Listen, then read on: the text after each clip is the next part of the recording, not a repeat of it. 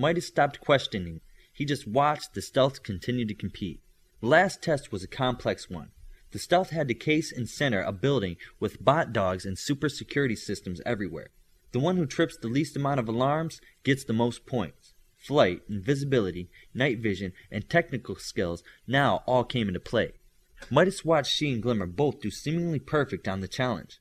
Both were invisible, both didn't touch the ground, both disabled the alarms, both navigated the targets with super senses. It was a bit of a shock when Coach Spurs announced that she had won.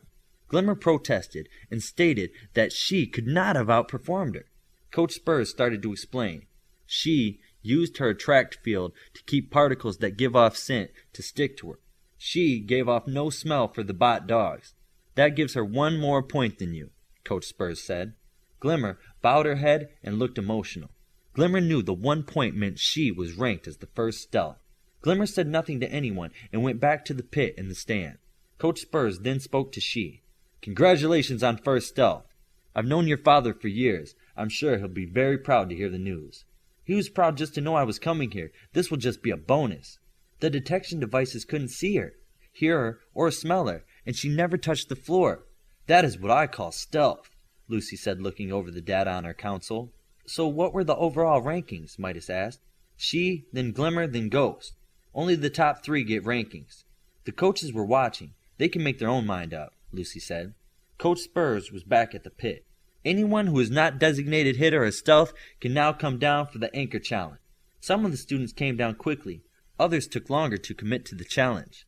Coach Spurs looked at the students and wrote something on his clipboard. Midas entered their names in his console. Chain, Cyber, Darkspeed, Flare, Frost, Ion, Isotope, Quake, Ranger, Saber, and Sniper. Everyone get into the pit and make distance from your opponents. This is a last man standing fight. Everyone is against everyone. Coach Spurs then reached for his air horn and waited. There are 11 in the pit, but only 8 can be anchors. Why so many? Asked Midas. Some are going to be leaders, some anchors, said Lucy. Coach Spurs blew the horn for the match to begin. Instantly there was a swirl of darkness and lightning in the pit that lasted for less than 2 seconds. The action was so fast the spectators couldn't see what happened. The darkness faded, and Darkspeed, Ion, and Ranger were left. Ion was a living bolt of lightning that hovered above the pit. Darkspeed stood at one end of the pit with his legs bent and ready like a goaltender. Ranger had surrounded himself with the solid illusion of a 50-foot-tall robotic warrior. Ranger's giant robot started to grow rocket launchers and artillery of all sorts that came from Ranger's imagination. He focused the weapons on Darkspeed. Darkspeed had hoped those two would go at it if he let the darkness drop. Since they didn't, he projected darkness from his fingertips at Ranger's robot. The darkness covered the robot. It was sticky and moved with the robot, like a second thick skin of intangible black. Ranger tried to wipe it off, but it didn't really exist. Ion looked at what Darkspeed had done and wanted to attack Darkspeed. He turned and began an approach to attack the boy on the ground. Darkness then enveloped the side of the pit Darkspeed was in. Ion stopped. He looked at the 2 opponents. One was faster and hidden in his own power. The other was thrashing about trying to see. Ion turned to attack Ranger's robot. Ranger's robot was struck with living lightning and staggered back a step. Where Ion struck, the darkness was dissipated and then quickly returned. Ion took free rein to do as much damage as he could to the giant robot made of willpower. After minutes of attacks, the robot never went down. The darkness left the robot. Ranger was very weary, but set his eyes on Ion. The robot launched enough artillery to wage a war at Ion. The youth made of lightning was able to dodge everything Ranger was dishing out. Ranger was getting fatigued. Out of the darkness on the other side of the pit, 2 boulders, a yard in diameter apiece, hurled at supersonic speeds. Both combatants were blindsided. Ion was knocked back in midair from the blow. He was hurt physically from the thrown rock. Ranger's robot took his rock right in the face. This added to the drain his power was already putting on him. Both combatants looked at the darkness and braced for another attack. The attack didn't come. Ranger waited to fire artillery, but instead conserved his energy. Ion was trying to catch his breath. The rock was so fast, even he couldn't dodge it. He was feeling pain from the hit. Darkspeed sized up his 2 opponents and figured he could take Ion, but getting through Ranger's power would be harder. Ranger was enveloped in blackness again.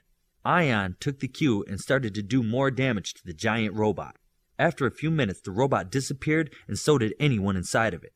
Ion thought he had defeated Ranger. A bubble of solid illusion formed around Ion. Ion railed at the sides of his new prison. Ranger had teleported out of the robot and caught Ion unaware. Ranger then flew up 50 feet above the pit and concentrated on the bubble. Ion was now being crushed on all sides by the solid illusion. It constricted smaller and smaller, crushing him. The pressure was just too much. Darkspeed moved from the shadow and jumped up to Ranger faster than anyone could see. Darkspeed grabbed Ranger and started driving home punches all over the weaker boy. Ranger was quickly red-benched. Ion fell to the ground and struggled to stand. Darkspeed red-benched him just as fast. Darkspeed then ran to and up the side of the wall of the pit to stand next to Coach Spurs. Nicely done. Pit your opponents against each other and then clean up. Your first anchor. Hit the stands, said Coach Spurs. Darkspeed went back to the stands. There were congratulations, but no cheering like there was for the others who fought so hard. Some even looked at him like he bent the spirit of the competition. Regardless, he had won. So, the standings were Darkspeed, Ion, and Ranger, right? Asked Midas. Yeah, I'm looking at the high-speed replay and who was benched in what order. The first ones were all in fractions of a second from each other, said Lucy. Why don't we just put timestamps on those and let the coaches sort it out? Good idea. Near the pit, the 8 young hitters were getting ready for the next hitter challenge.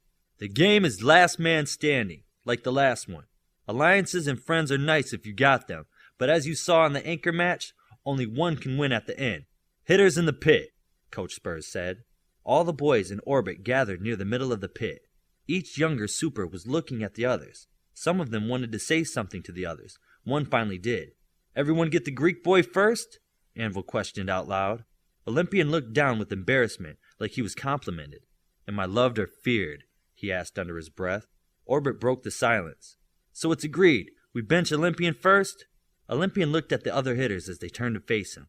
Then Olympian spoke with his super loud voice. If you're all against me, do me one favor. Bring your best and fight with everything you've got. Because later, when I'm rubbing it in your face, I don't want to hear you whine and cry about not being ready, he said. Olympian clenched his hands into fists and was ready for combat. Coach Spurs had to hold back laughter. Who does this kid think he is? He thought. You heard the man. Bring the storm, Coach Spurs thundered. The horn blew. Kinetic was the first to move, and he flew right at Olympian. Kinetic bounced off Olympian, who had started to fly right at Greco. In one hit, Greco was red-benched, and Olympian was still on the move. Kinetic was the only one faster than Olympian, and he couldn't hold or hurt him. Kinetic wanted to push Olympian into one of the other hitters. Kinetic moved like a rocket into Olympian, but couldn't budge him. Olympian went straight at Aztec and scooped him up in a bear hug. Olympian positioned him for his crushing grip while flying to the far side of the pit. Olympian then applied enormous pressure to Aztec, who was red-benched. Kinetic bounced off Olympian much harder than he did before, knocking Olympian back to the far wall. Orbit flew to rush Olympian while he was off balance. She slammed into him to keep him stuck to the wall while she started hitting him. The other hitters were quick to follow. Eclipse was right behind her with a fist pulled back. Out of the way! He belted out. Orbit started to pull back, but Olympian grabbed her and pulled her in tight. She tried to struggle, but he held her close. Eclipse did not hesitate to hit them both. Orbit was red-benched. Eclipse tried to pull his hand back, but Olympian had taken firm hold of it. Olympian flew away from the wall and started to spin Eclipse in a circle in the air. As Eclipse continued to spin faster, Anvil and Granite were trying hard to get in the game. Olympian stayed above the ground. Every time the ground-based hitters thought they could get in the action, their opponent moved too fast. Kinetic was on the other side of the pit, flying in a circle so fast he could not be seen. Olympian threw Eclipse across the pit at Kinetic with great force. Kinetic dodged Eclipse and kept spinning. Kinetic then flew straight at Olympian and struck him with his maximum force. To onlookers, it looked like playing billiards. The Kinetic ball hit the Olympian ball. The Kinetic ball came to a halt, while the Olympian ball went flying. Olympian struck the side of the pit with such force there was only a deep hole showing where he went in. Eclipse was staggering to his feet on the side of the pit away from Olympian's hole. Anvil and Granite went closer to investigate.